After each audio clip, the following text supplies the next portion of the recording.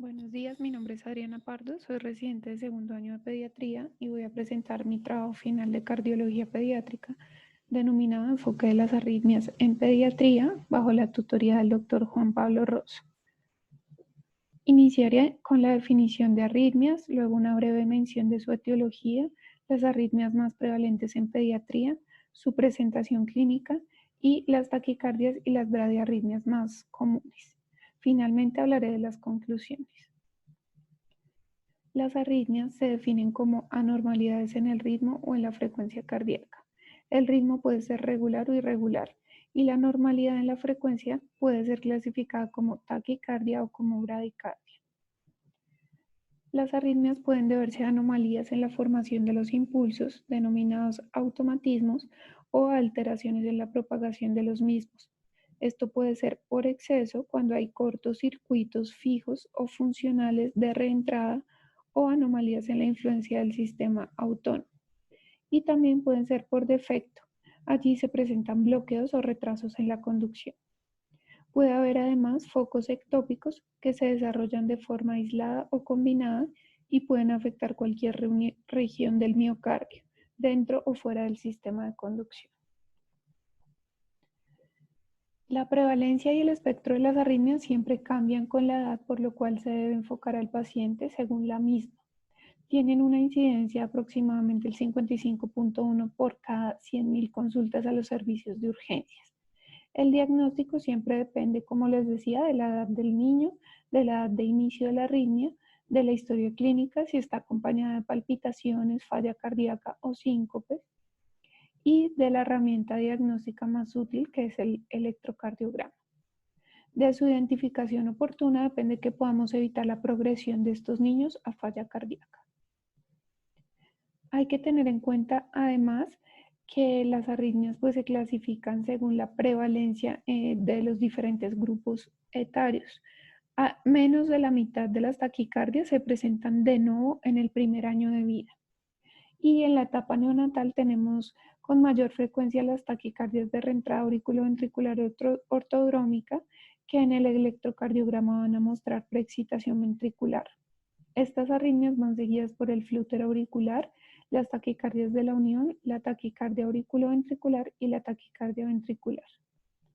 En la edad escolar, la más común también es la taquicardia de reentrada auriculoventricular ortodrómica, seguida por la taquicardia de reentrada del nodo auriculoventricular, que es más común después de los 5 años de edad. También allí se enlistan la taquicardia de reentrada auriculoventricular ortodrómica, la taquicardia de reentrada auriculofascicular, la taquicardia auricular y la taquicardia ventricular. En cuanto a las bradiarritmias, tenemos que en la etapa neonatal el bloqueo auriculoventricular de tercer grado o congénito se asocia a enfermedad del tejido conectivo materno, sobre todo enfermedades autoinmunes, siendo el lupus el 95% de estas. También se asocia a levotransposición de grandes arterias, defectos septales, isomerismo auricular izquierdo, síndrome de lupus neonatal y estados posoperatorios de correcciones de reemplazo de válvula aórtica y septo. Todo lo que toque la aurícula derecha puede generar alteraciones en el nodo sinusal, por lo tanto puede también originar arritmias. En cuanto a la presentación clínica, los tipos más comunes de taquicardia supraventricular y algunos pocos casos de taquicardia ventricular se acompañan de palpitaciones. Aproximadamente el 13.5% de los niños con palpitaciones tienen arritmias como causa subyacente. El dolor torácico rara vez es signo de arritmia, pero se presenta sobre todo en adolescentes. El síncope puede ser signo de bloqueo auriculoventricular completo, síndrome de Wolff-Parkinson-White, fibrilación auricular, enfermedad sinoauricular, taquicardia ventricular, especialmente el síndrome de Cute largo, también de taquicardia ventricular catecolaminérgica o aparecer en posoperatorios tardíos de cirugías. Las taquicardias incesantes que se presentan con insuficiencia cardíaca o miocardiopatía aparente incluyen la taquicardia auricular focal, la taquicardia recíproca de la unión, la taquicardia ventricular infantil idiopática incesante y la taquicardia de reentrada auriculoventricular ortodrómica. Las taquiarritmias se definen como una frecuencia cardíaca mayor a la apropiada para la edad. En la mayoría de los casos se presentan con síntomas inespecíficos, sobre todo en lactantes, que pueden presentarse con taquipnea, hiporexia y emesis. Cuando las taquiarritmias son de duración prolongada, es decir, crónicas, pueden llevar a falla cardíaca. Y en niños mayores se presentan más con dolor, palpitaciones, disnea y shock. La aproximación diagnóstica se puede hacer mediante dos pasos principales. Primero hay que establecer la duración del complejo QRS y como segundo paso establecer la frecuencia y el ritmo cardíacos. Determinar si se trata de una taquio o bradicardia, si el ritmo es regular o irregular. Y tener en cuenta también los mecanismos. Los mecanismos más frecuentes de las arritmias son la reentrada, el automatismo, y las arritmias desencadenadas. Entonces, la reentrada se debe a un trastorno en la formación del impulso.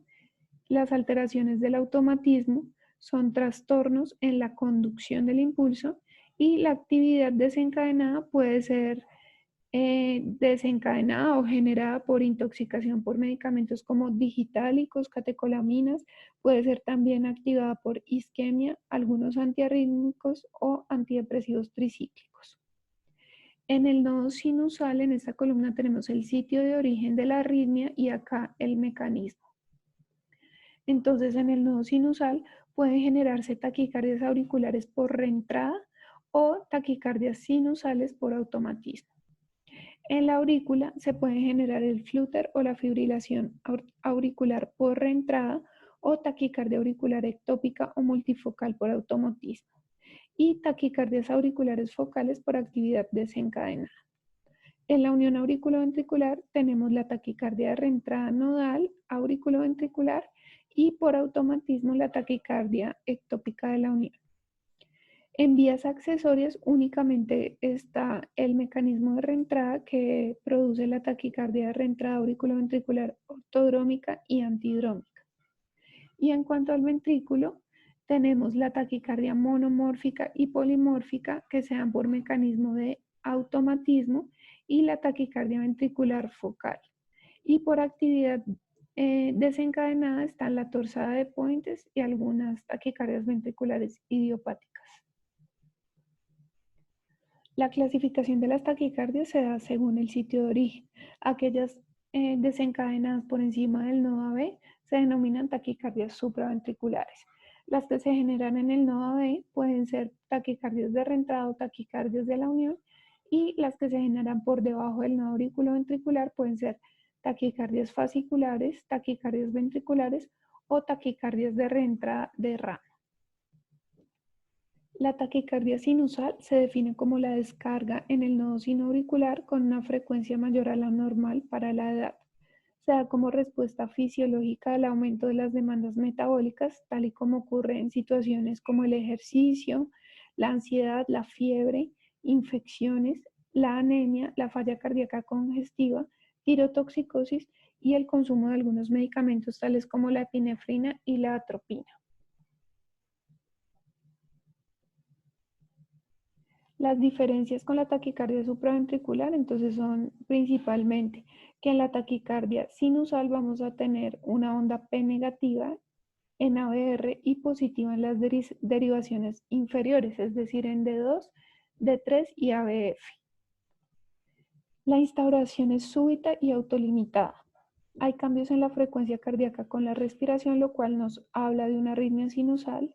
No se presentan bloqueos auriculoventriculares cuando se administra adenosina, no hay prolongación del intervalo PR y la frecuencia cardíaca es usualmente menor a 180 latidos por minuto en niños y menor a 220 latidos por minuto en lactantes.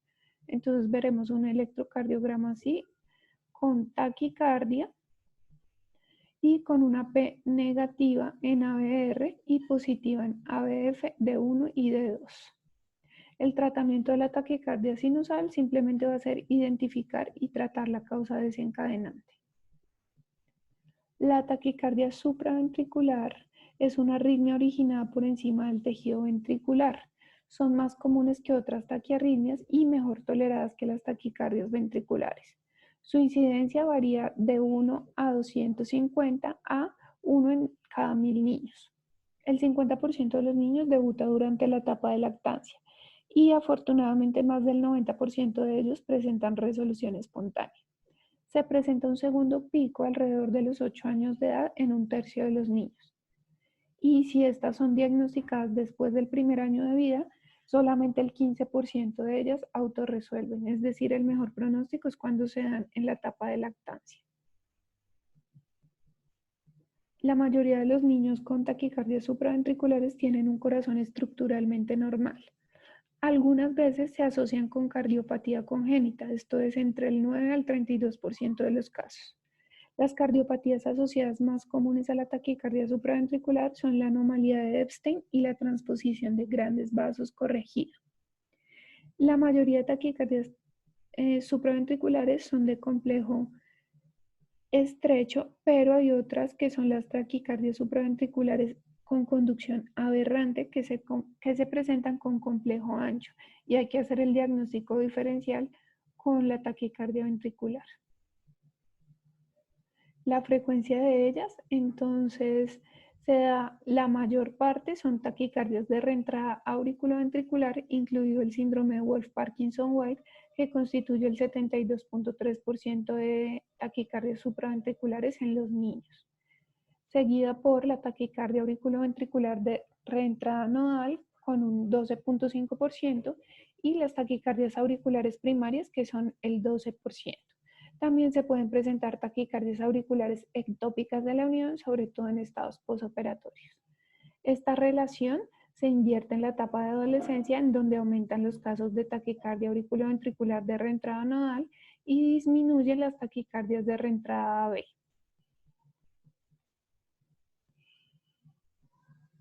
Las taquicardias de reentrada auriculoventricular son las arritmias más prevalentes, siendo, como les decía, el 72% de las taquicardias supraventriculares. Esta es la más prevalente, sobre todo en la etapa neonatal y de lactancia. También es llamada taquicardia mediada por vías accesorias y puede darse por vías ortodrómicas o antidrómicas. La taquicardia de reentrada ortodrómica ocurre cuando la conducción anterógrada, es decir, la que va de las aurículas a los ventrículos, se da a lo largo del nodo auriculoventricular y la conducción retrógrada se produce a través de una vía accesoria. Esta es la taquicardia más común, incluso en pacientes con síndromes de Wolff-Parkinson-White. La taquicardia antidrómica, entonces, allí la conducción anterógrada ocurre a lo largo de la vía accesoria y la retrógrada se da a lo largo del nodo auriculoventricular. Es menos común y produce un QRS amplio en el electrocardiograma. Las vías anterógradas pueden conducir rápidamente a los ventrículos en caso de fibrilación y flúter auricular y puede llegar a causar fibrilación ventricular y muerte cardíaca súbita. La despolarización ventricular se da por la vía accesoria entonces y esto es lo que me genera un QRS amplio. La conducción anterógrada produce un alargamiento de la porción inicial del QRS, lo que se expresa como una onda delta, debido a la activación directa del miocardio ventricular.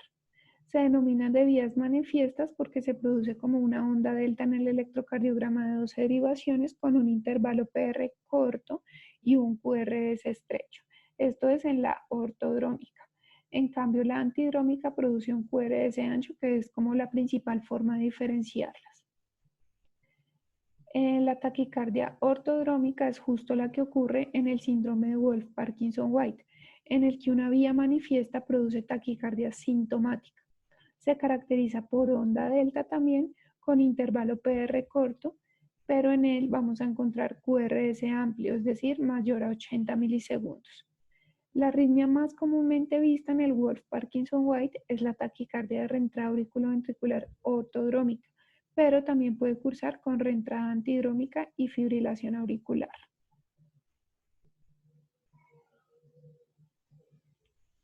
La taquicardia de reentrada nodal tiene una prevalencia mayor al 15%, la cual aumenta con la edad. Incluye dos vías con diferentes propiedades electrofisiológicas en el nodo auriculoventricular. Están las vías lentas y las vías rápidas. La activación de las aurículas y ventrículos ocurre casi simultáneamente, por lo que la onda P queda oculta detrás del complejo QRS. Se observan QRS estrechos, PR corto y taquicardia con conducción auriculoventricular 1 a 1 con frecuencias mayores a 220 latidos por minuto en lactantes y mayores a 180 latidos en niños. Las ondas P pueden quedar superpuestas en el QRS o ocurrir durante el final del QRS. Por eso vamos a ver ausencia de la onda P. También se pueden ver incluso ondas pseudo-R en la derivación ABR, pues por esta superposición sobre el complejo QRS. Acá vemos entonces las diferencias de una taquicardia de reentrada auriculoventricular nodal y una taquicardia de reentrada AB.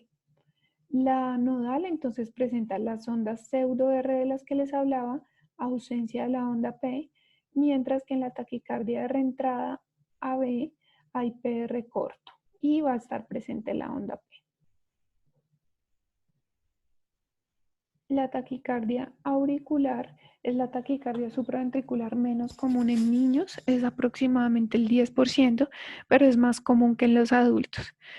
Su mecanismo se da por aumento de la automaticidad en un foco auricular simple o múltiple que es diferente al nodo sinusal, es decir, no se da normalmente como debe ocurrir en este nodo. Es la taquicardia supraventricular incesante más común y es causa común de miocardiopatía inducida por taquicardia. Puede ser refractaria a la cardioversión medicamentosa o eléctrica. Y la clave para el diagnóstico, para diferenciarla de las anteriores, es que se presenta un bloqueo auriculoventricular espontáneo, tal y como se ve acá. Entonces se ve un PR prolongado y el bloqueo auriculoventricular. Esto se trata de una taquicardia auricular ectópica. La taquicardia auricular entonces se caracteriza, como les decía, por un cambio de la morfología de la P durante el ritmo sinusal y la taquicardia. Para el tratamiento de esta se debe hacer control del ritmo o de la frecuencia cardíaca. Se deben utilizar bloqueadores del nodo como beta bloqueadores y también sirven los bloqueadores de canales de calcio que lo que van a hacer es disminuir la frecuencia cardíaca. En pacientes agudamente sintomáticos está indicada la amiodarona endovenosa a dosis de 5 miligramos por kilo, seguida por una dosis de 10 a 15 miligramos por kilo día. En menores de 3 años se ha visto que hay mejor respuesta, mientras que en niños mayores se ha visto refractariedad y muchas veces requieren ablación cardíaca como tratamiento definitivo. En esta tabla se muestran las diferencias electrocardiográficas entre las taquicardias supraventriculares más frecuentes. Entonces, la onda P en la taquicardia de reentrada B es visible, mientras que en la de reentrada nodal no se ve o está distorsionada por el complejo QRS. La taquicardia auricular va a mostrar una P igual o diferente a la sinusal y algunas pueden estar bloqueadas. El complejo RR va a estar fijo en las taquicardias auriculoventriculares y en las nodales, mientras que en la auricular es variable. El intervalo ST va a estar deprimido, mayor o igual a 2 milímetros en las taquicardias de reentrada B y en las taquicardias de reentrada nodal va a estar distorsionado por la onda P, mientras que en las taquicardias auriculares va a ser normal. Para el manejo, entonces está este algoritmo que es común para todas las taquicardias supraventriculares. Debemos verificar si el paciente está estable o inestable. Ante un paciente estable, entonces se puede mantener la calma, se debe conectar el monitor electrocardiográfico y se inicia con maniobras vagales, teniendo en cuenta que está contraindicada la presión intraocular. Se debe utilizar hielo facial durante 15 a 20 segundos, sobre todo en lactantes, y están descritas maniobras como la inducción del vómito, invitar a toser o incluso escriben el reflejo de defecación, pero esto funciona en niños más grandes. Luego de hacer las maniobras vagales, si esto no funciona, se debe administrar adenosina trifosfato a dosis de 0.1 miligramos por kilo endovenoso, seguido por dosis de 0.2 miligramos por kilo, y también está descrito el diltiazem a dosis de 0.25 a 0.35 miligramos por kilo. En pacientes inestables está indicada la cardioversión eléctrica a dosis de 0,5 a 1 joules por kilo, seguida por adenosina a dosis de 0,1 miligramos por kilo para generar sobreestimulación. También describen la digoxina, la amiodarona y la procainamida. Si estas medidas previas no funcionan y ya tenemos identificado el tipo de taquicardia, entonces para la automática auricular está descrita la flecainida, que es un antiarrítmico clase 2B a dosis de 2 miligramos por kilo, el esmolol, que es un beta bloqueador a dosis de 100 a 500 microgramos por kilo minuto endovenoso, la amiodarona endovenosa a dosis de 5 miligramos por kilo durante 30 minutos. Si estamos frente a una taquicardia automática de la Unión, para enfriar el marcapasos, ellos recomiendan flecainida o amiodarona endovenosa. Si estamos ante un flúter auricular, lo que se debe hacer es cardioversión eléctrica a 0,5 a 1 joule por kilo. Y si estamos frente a una taquicardia de reentrada auriculoventricular o intranodal, está indicado en mayores de un año el verapamilo endovenosa a dosis de 0,1 a 0,2 miligramos por kilo durante 2 minutos. O la flecainida, el esmolol o la amiodarona también están descritos. La fibrilación auricular es otro tipo de taquicardia que se caracteriza por frecuencia auricular extremadamente rápida, que puede ir de 450 a 600 latidos por minuto. Se da por una respuesta ventricular irregularmente irregular y afortunadamente es rara en niños. En el electrocardiograma, entonces vamos a ver frecuencias cardíacas auriculares muy rápidas, en este caso de 300 latidos por minuto, y como les decía, la respuesta ventricular irregularmente irregular con complejos QRS irregulares, distancia irregular entre las RR. El tratamiento de la fibrilación, entonces no están indicadas las maniobras vagales porque son inefectivas en los lactantes y está contraindicada la presión ocular. Lo que se debe hacer ante un paciente inestable es la cardioversión eléctrica con 0,5 a 2 joules por kilo, lo cual me va a generar una respuesta ventricular rápida que lleva finalmente a estabilidad hemodinámica y a finalización de la arritmia. El flúter auricular es otra taquicardia que es causa común de arritmia fetal, aproximadamente en un 30% de los casos y en recién nacidos. El 18% de las arritmias neonatales con corazón estructuralmente sano se dice que es debido a flúter auricular y se convierte en arritmo sinusal espontáneamente. Generan pocas recurrencias y en mayores de un año ya las recurrencias aumentan al 8%. Entonces vamos a ver en el electrocardiograma si se trata de una fibrilación auricular, ondas F multiformes en lugar de ondas P. Y si se trata de un flúter auricular, vamos a ver ondas F monomorfas bifásicas en las ondas P, en lugar de ondas P. Es característico de estas ondas F llamadas encierra. Las frecuencias cardíacas van a ser de aproximadamente 300 latidos por minuto y se genera una respuesta ventricular con grados variables de bloqueo que puede ser de 2 a 1 o de 3 a 1, es decir, 2 ondas P o 3 ondas P por cada complejo QRS. La causa pueden ser estados posoperatorios de cirugías de Fontan en la tetralogía de Fallot, que son un 80% de este tipo de arritmias. El manejo siempre va a ser la cardioversión eléctrica. En cuanto a las taquicardias supraventriculares de complejo aberrante, esto es un algoritmo diagnóstico para ayudarnos a diferenciarlas de una taquicardia ventricular porque, como les decía, son de complejo ancho igual que este tipo de taquicardias. Entonces, primero nos debemos preguntar si hay ausencia de complejos RS en todas las derivadas precordiales. Si sí están ausentes, estamos ante una taquicardia ventricular. Si no, la siguiente pregunta es si el intervalo R nadir de S es mayor a 100 milisegundos en una derivación precordial, estamos frente a una taquicardia ventricular. Si no, debemos ver si hay disociación auriculoventricular. Si sí la hay, igual, es una taquicardia ventricular. Si no, debemos ver si cumple los criterios morfológicos para taquicardia ventricular en B1 y B6. Si no, esto ya nos descartaría finalmente una taquicardia ventricular y podemos decir que estamos ante una taquicardia supraventricular con aberrancia, pero ante la duda siempre hay que darle el tratamiento de una taquicardia ventricular. Las taquicardias de complejo ancho son menos comunes en los niños, por fortuna, son del 6 al 18% de todas las taquicardias, son causa importante de muerte súbita y pueden hacer parte de las canalopatías, tales como el síndrome de Cute largo o el síndrome de Brugada. El diagnóstico diferencial se debe hacer con taquicardia ventricular, taquicardia supraventricular con bloqueo de rama y taquicardia de reentrada auriculoventricular con Wolff-Parkinson-White. Deben ser manejadas, como les decía, como taquicardias ventriculares en caso de duda diagnóstica. Allí se van a presentar entonces 3 o más complejos ventriculares prematuros con una frecuencia 10% más rápida que la del ritmo sinusal.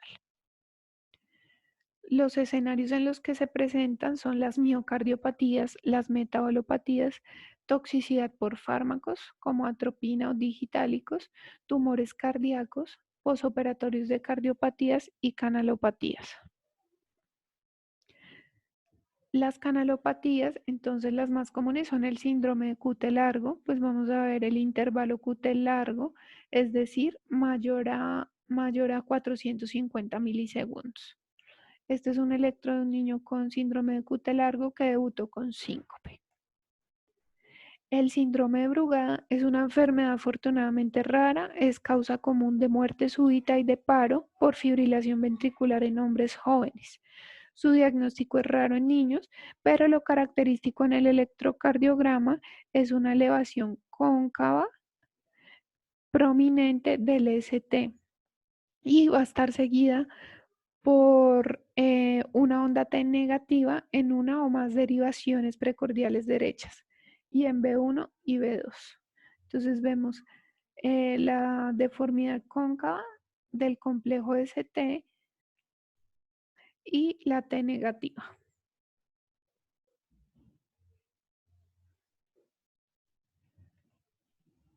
El diagnóstico se dice que se hace 30% en un chequeo de rutina o el 20% se diagnostica al investigarlo en un paciente con antecedente familiar de síndrome de Brugada.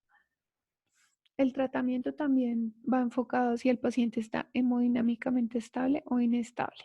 En pacientes estables se indica monitorización y amiodarona 5 miligramos por kilo durante una hora o procainamida, que es otro antiarrítmico, a 15 miligramos por kilo en una hora. En pacientes inestables se debe monitorizar y hacer cardioversión con 2 o 4 joules por kilo. La torsada de Points es un tipo de taquicardia ventricular polimórfica que se puede ver también en síndrome de QT largo y otras enfermedades adquiridas causantes de prolongación del QT. El 25% produce síncopes y el 16% puede llegar a desencadenar una muerte súbita. El tratamiento es la desfibrilación, infusión de sulfato de magnesio, lidocaína y corrección del desorden metabólico o la toxicidad medicamentosa desencadenante. Y todo esto enmarcado dentro del protocolo de reanimación. Acá vemos una taquicardia ventricular polimórfica en un niño con síndrome de QT prolongado. Para reconocer una taquicardia de complejo ancho en el electrocardiograma, entonces debemos fijarnos en estas 6 condiciones. Primero, que la frecuencia cardíaca está entre 120 a más de 200 latidos por minuto o mínimo 10% mayor que la frecuencia sinusal para la edad del paciente. Segundo, que sea una taquicardia regular de complejo ancho para la edad. Las características clásicas son disociación auriculoventricular con relación a B mayor a 1:1, frecuencia cardíaca ventricular mayor al auricular, fusión y captura de latidos, concordancia positiva o negativa en las precordiales. Cuarto, presencia de conducción AB con radio 1:1, ahí debemos considerar una taquicardia ventricular. La variación de latido a latido en la morfología del QRS se ve en la taquicardia ventricular polimórfica y pues un síndrome de QT largo va a mostrarnos prolongación del intervalo QT. Los ritmos lentos, entonces, son las bradiarritmias. Generalmente son secundarias a otra patología subyacente o son posquirúrgicas, aunque pueden ser de etiología congénita, siendo la más frecuente el bloqueo auriculoventricular completo.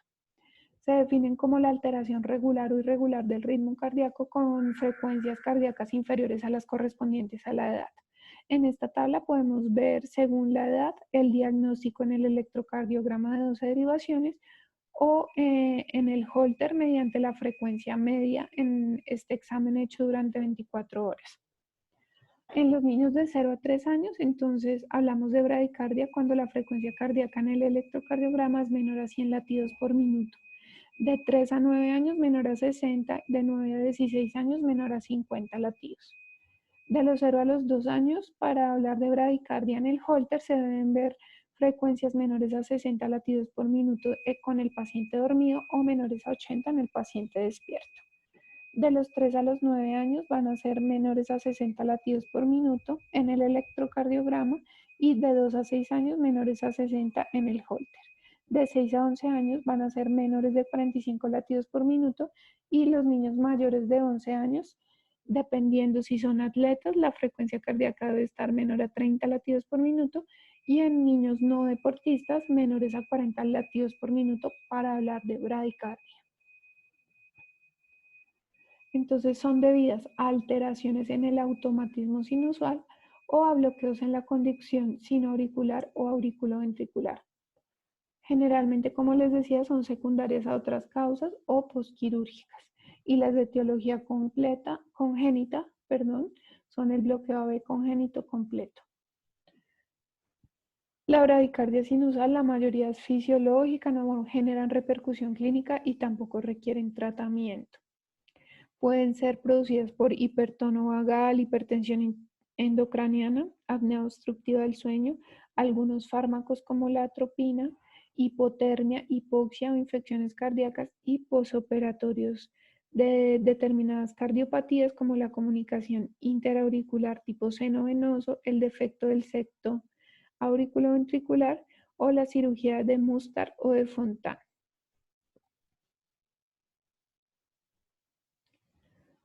Las de causa congénita pueden ser por cardiopatías como la anomalía de Epstein, la heterotaxia o el ventrículo único. También pueden ser secundarias a hipotiroidismo congénito o a disfunción del nodo sinusal. La mayoría de veces se presentan asintomáticas y cuando muestran síntomas estos están dados por astenia, fatiga con el ejercicio y mareo o síncope. El diagnóstico de las bradicardias es electrocardiográfico, pero puede requerirse un holter para evaluar las frecuencias cardíacas inferiores. También se puede hacer uso de ergometrías para valorar la respuesta cronotrópica o test farmacológicos bradicardizantes o taquicardizantes con atropina o bloqueo autonómico con propranolol o atropina para evaluar la frecuencia cardíaca intrínseca. Es mucho menos frecuente que se requiera el uso de un estudio electrofisiológico para su diagnóstico. El tratamiento, pues la mayoría de los pacientes son asintomáticos y no lo requieren, pero cuando se requiere se debe usar marcapasos siempre y cuando no exista una causa subyacente externa que sea tratable y que la frecuencia ventricular sea menor a la correspondiente a la edad, que el paciente esté sintomático y que no tenga una taquicardia de reentrada auricular y hemodinámicamente deterioro por la bradicardia, con frecuencias menores a 40 latidos por minuto o pausas ventriculares mayores a 3 segundos. Entonces, estas son las indicaciones. Con un nivel de evidencia clase 2A, nivel 4.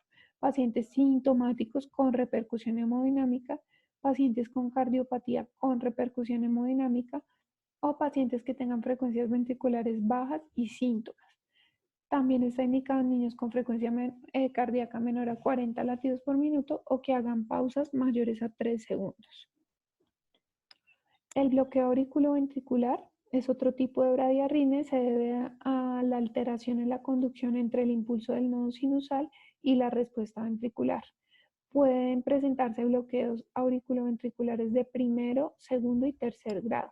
A su vez, los de segundo grado se dividen en MOVITS 1 y MOVITS 2. Los bloqueos de primer grado van a mostrar entonces una prolongación del intervalo PR mayor a la normal para la edad. Esta prolongación va a ser fija en todos los complejos. El bloqueo auriculoventricular de segundo grado afortunadamente es inusual en niños y puede ser normal durante el sueño o secundario al aumento del tono vagal.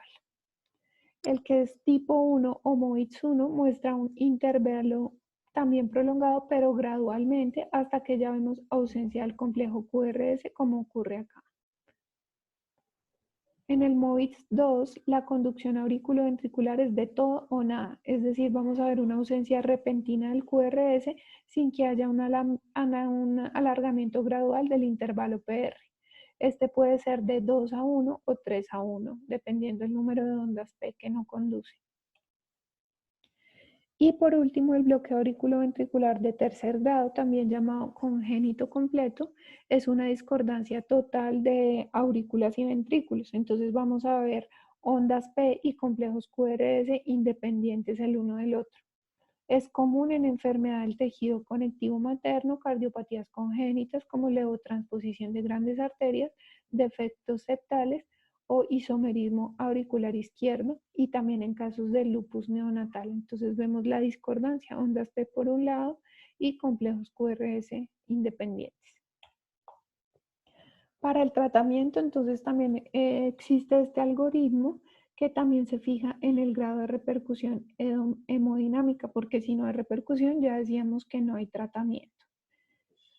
Si la repercusión es moderada, está indicado obtener un acceso venoso periférico y administrar atropina a dosis de 0.01 a 0.02 miligramos por kilo. Si esta no funciona, describen también el isoproterenol a dosis de 0.05 a 1.5 microgramos por kilo minuto.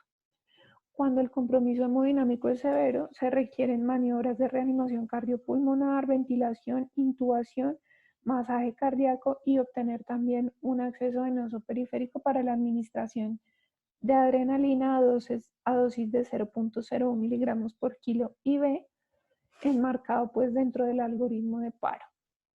Estas dos medidas se toman mientras se va listando el marcapasos transvenoso, que sería pues el tratamiento definitivo.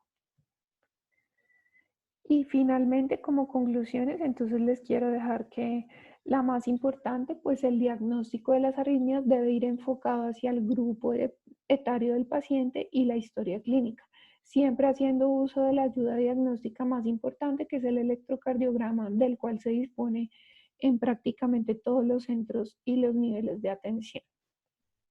Segundo, las taquicardias supraventriculares son las alteraciones del ritmo más comunes en los niños que consultan al servicio de urgencias.